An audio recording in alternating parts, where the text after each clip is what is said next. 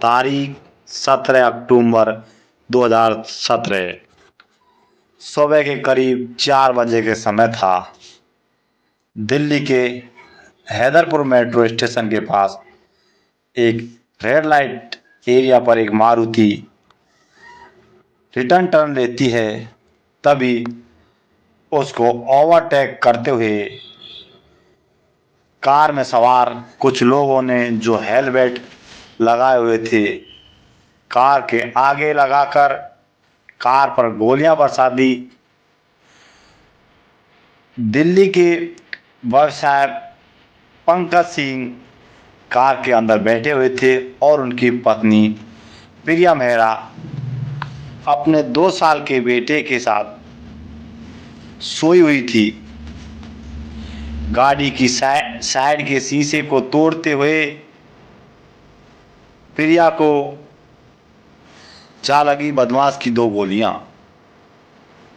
दोस्तों, दोनों ही प्रिया मेहरा को लगती हैं, जबकि गोलियां पंकज मेहरा को टारगेट करके चलाई गई थी। उसके बाद जब बदमाश तीसरी गोली पंकज को मारना चाहते थे तो उसकी रिवाल्वर के चेंबर में गोली फंस जाती है। तब बदमाश हाथ से पंकज मेहरा के चेहरे पर वार करते हैं। पंकज द्वारा शोर मचाने पर बदमाश भाग जाते हैं और पति के शोर मचाने पर लोग वहां इकट्ठा होते हैं और लहूलुहान पत्नी को पास के हॉस्पिटल में पहुंचाते हैं। लेकिन कुछ देर के बाद डॉक्टर उसकी पत्नी को मृत घोषित कर देती है। उसकी पत्नी प्रिया मेहरा को एक गोली साइड में लगी और दूसरी गोली आंख के पास लगी थी। कुछ ही देर में पुलिस भी पहुंच जाती है। तब बदमाश द्वारा चलाई गई गोली उनके 2 साल का बेटा अपनी मां के गोद में ही सोया हुआ था, जो गोली से बाल बाल बचा था। ये दोनों पति पत्नी शालीमार बाग में रहते थे। सुबह सुबह गुरुद्वारा बंगला साहिबा गए थे। वहाँ से वापस शालीमार बाग लौटते समय एक यू टर्न पर घटना हो गई थी, क्योंकि सुबह सुबह का वक्त था, सड़क पर ट्रैफिक भी बहुत कम था। किसी ने इस घटना को होते हुए भी नहीं देखा और घटना हो जाने के बाद ही लोग शोर मचाने पर मदद के लिए पहुंचे थे। घटना के कुछ घंटों गुजरने के बाद पति को भी शांत हो जाता है और पुलिस घटना के बड़े उससे से जानकारी लेती है।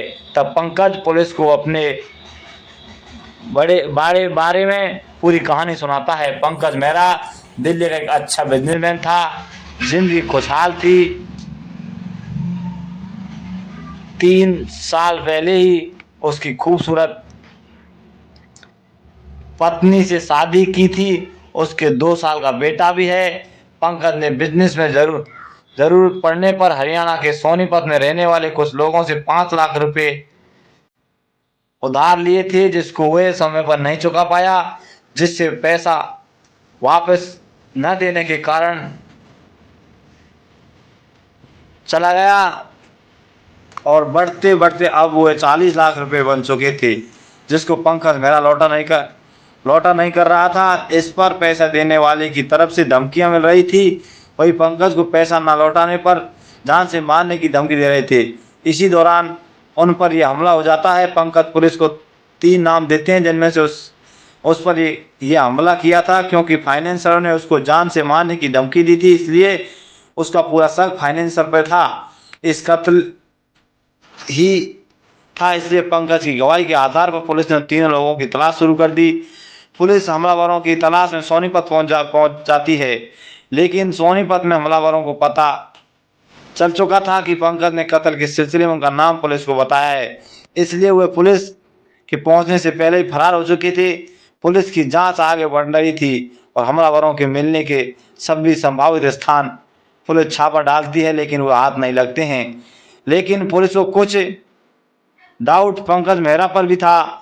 पुलिस के कुछ सवाल थे कि आखिर बदमाशों की गोली से पंकज कैसे बच गया, इतनी सुबह गुरुद्वारा क्यों गया था, गोली चलते समय किसी ने देखा क्यों नहीं?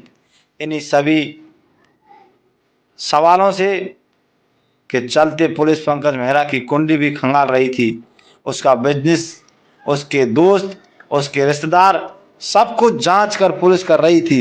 इस पुलिस को पता चलता है कि पंकज ने अपनी पत्नी के साथ रिश्ते अच्छे नहीं थे। उस पर कुछ घर वालों का कहना था कि जैसे हर पति पत्नी में थोड़ी बहुत लोग चलती रहती है, वैसे ही इनके बीच भी चलती रहती थी। पुलिस को ये बात और पता चलती है कि पंकज मेहरा के बारे में एक लड़की थी, उससे पंकज मेहरा के गहरे संबंध थे। वह दोनों ही शादी करना चाहते थे।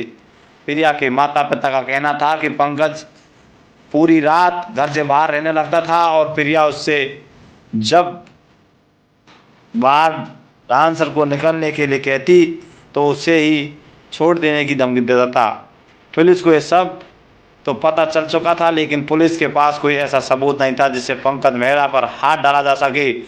अब पुलिस ये फैसला करती है कि पंकज को लेकर गुरुद्वारा बंगला साहिब से घर तक के रूट को सीक्रेट करने के लिए पुलिस की टीम एक गाड़ी में हादसे के समय यानी सुबह 4 बजे निकलती है और हर एक पॉइंट को पंकज से पूछ कर नोट करती जाती है। लेकिन घर से गुरुद्वारा और फिर गुरुद्वारा से घर तक सब कुछ देखने के बाद भी पुलिस किसी नतीजे पर नहीं पहुंचती है। लेकिन इन अधिकारियों में एक अधिकारी कुछ अलग ही सोच रहा था। उसने फैसला किया कि वो अकेले ही एक बार और इस पूरे रूट की रेकी करेगा, खास तौर पर जहां पर प्रिया पर हमला हुआ था और वहां को देखेंगे। फिर इस अधिकारी ने गुरुद्वारा बंगला साहिब से लेकर मर्डर रिपोर्ट कर कई चक्कर किए और रास्ते में पड़ने वाले हर सीसीटीवी को भी नोट किया, मगर इनमें गाड़ी तो जाती हुई दिखाई देती है लेकिन कुछ और नहीं दिखाई देता है। जी पर शक किया जाता है और अब वे अधिकतर कत्लवाही जगह पर सीसीटीवी ढूंढना शुरू करते हैं, लेकिन बदकिस्मती से वहाँ पर कोई कैमरा नहीं था। तभी इस अधिकारियों का ध्यान मर्डर भारत से कुछ ही दूर पर मौजूद एक पेट्रोल स्टेशन पर जाता है। जब ये अधिकारी पेट्रोल स्टेशन पहुंचते हैं तो वहाँ देखा है कि वहाँ एक सीसीटीवी कैमरा लगा हुआ है। कैमरा सड़क की तरफ फोकस करके लगाया हुआ था, पर इसे किस्मत ही कहेंगे कि वे यूं टर्न वाली जगह उस कैमरे की जड़ में नहीं रही। मतलब कि किस्मत से वह कैमरा भी उस यू टर्न वाली जगह को कवर नहीं कर रहा था।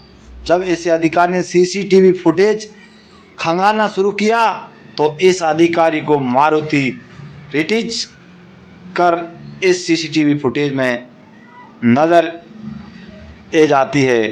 वह गाड़ी यूं टर्न लेती हुई दिखाई दे रही थी, लेकिन अधिकारी को उसे समय बहुत ही आश्चर्यचकित होता है जब उसने ये देखा कि गाड़ी यू टर्न लेने से कुछ मिनट्स ने गाड़ी के यू टर्न लेने के समय और उसके कुछ मिनट के बाद तक भी वहाँ से कोई गाड़ी या बाइक नहीं गुजरती थी। याद रहे कि इस घटना का सुबह 4 बजे का समय था। उस समय सड़कों पर ट्रैफिक ना के बराबर रहता है। इस यू टर्न के दौरान कोई चीज से 40 सेकंड गाड़ी रुकती है और फिर आगे बढ़ जाती है।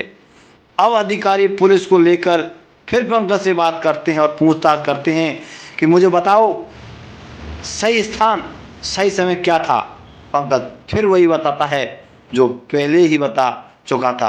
अब पुलिस पंकज को बैठक सीसीटीवी फुटेज दिखाती है, पूछती है कि ये तुम्हारी ही गाड़ी यू टर्न ले रही है और इसके आसपास भी कोई दूसरी गाड़ी या बाइक नहीं है। अब जब पंकज गिर जाता है तो उसे पुलिस को सच बताना ही पड़ता है। वो बताता है कि उस पर बॉस का 40 लाख रुपए हो गया था। जी फाइनेंसर उसको पैसा चुकाने का दबाव बना रहा था। उधर उसका एक बार डांसर पर दिल भी आ गया और वह उससे शादी भी करना चाहता था, लेकिन पत्नी उसकी अड़चन बनी रही थी। अब उसने एक तीर से 2 शिकार करने का प्लान तैयार कर लिया। उसका प्लान था कि वो अपनी पत्नी को गोली मारकर कत्ल करेगा और उसकी इल्ज़ाम फाइनेंसर पर डाल देगा, जिससे वे पैसा लौटाने का झंझट से भी छुटकारा पाएगा।